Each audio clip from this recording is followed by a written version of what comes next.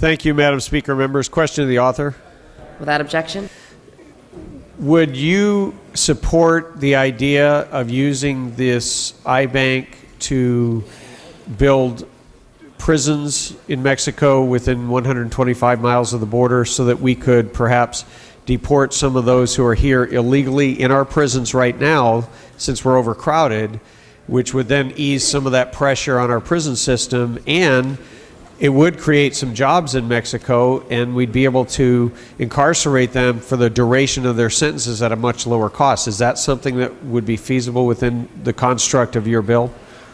Not necessarily. I think that would be a question for the NAD Bank, the North American Development Bank, because none of these monies would be used to finance any projects in Mexico. These monies are only to be used to finance projects in the state of California. And what we are to do with this bill through the iBank is to facilitate that process with the NAD Bank. Okay, thank you. Back on my own time. I'm going to have to reluctantly oppose this bill then, because if we were going to do something that would actually be in the interest of California and solve a problem here, I have to echo the sentiments of my colleagues who are saying, look, we've got roads that are falling apart, we've got prisons that are overcrowded, we've got prisoners we're dumping out on the streets. Let's solve a real problem and involve our important neighbor to the south.